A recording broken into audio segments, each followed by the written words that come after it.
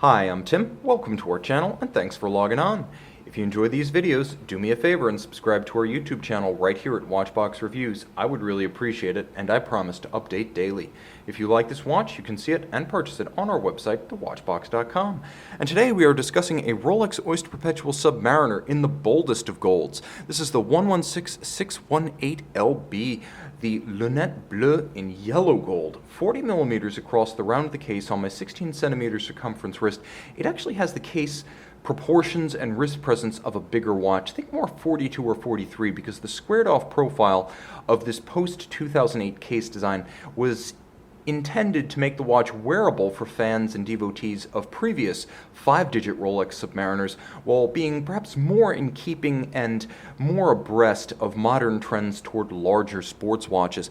The timepiece is not thick, however, at 12.2 millimeters in thickness, nor is it broad from lug to lug at a manageable 48. The expansive dimension of the watch is solid end link to solid end link, as the span across the wrist, because of the end links of the bracelet, yawns to 51.2 millimeters with a 20 millimeter spacing between the lugs should you be crazy enough to accessorize with a strap. The watch is incredibly heavy.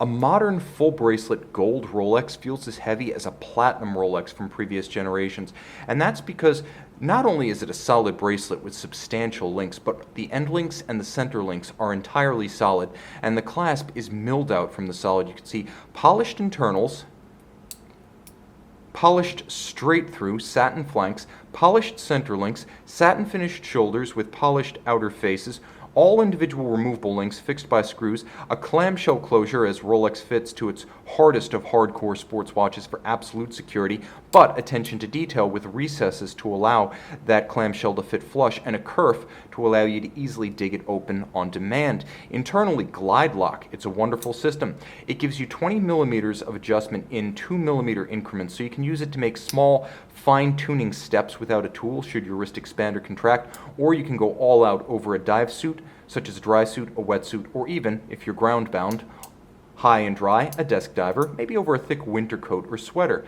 Jumping back to the case, you can see the modern profile of a sub is quite simple. Satin finished lug tops, polished flanks, all sheer, squared off at the end. That's what we call the super case. It bowed on the GMT back in 2005 and has slowly extended itself across the Rolex range. Let's get a little bit closer, give ourselves a bit more light, and improve the focus.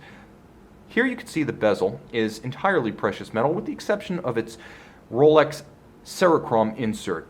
The deposits for the calibrations are all matching yellow gold, and you can see that there are relief wells, so they're actually below the plane of the nearly indelible ceramic bezel insert. So the ceramic effectively is scratch resistant as sapphire, is designed to prevent the battered New York taxi look that most anodized aluminum dive bezel inserts slowly accumulate. That scratching and scuffing is gone for good with ceramic. The action is decidedly refined. It's sharper than what you'll find on a Grand Seiko or a Blancpain 50 Fathoms, but it's less mechanical than a Doxa, a Jaeger-LeCoultre diver, or, for example, a Panerai Luminor submersible. Refinement is the byword with Rolex inside and out, but you can still easily line up the luminescent pearl with the minute hand, and you'll accomplish an impromptu 0 to 60 minute timer. I prefer dive bezels over chronographs personally, and again, attention to detail, the Rolex luminescent bezel is sapphire capped for protection and durability.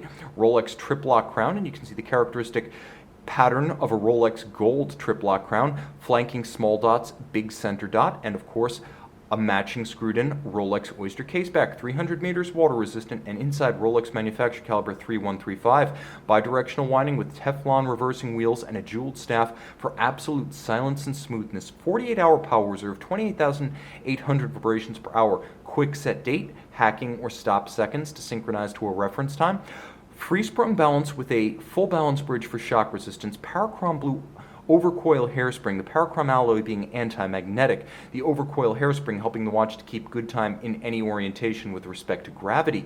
It is a COSC certified Swiss chronometer, but Rolex goes beyond, casing the movement after it receives the COSC certification and regulating it to better than -2 + 2 seconds per 24 hours, hence the nomenclature on the dial, superlative chronometer. You can see this and our entire collection of pre-owned Rolex timepieces on thewatchbox.com.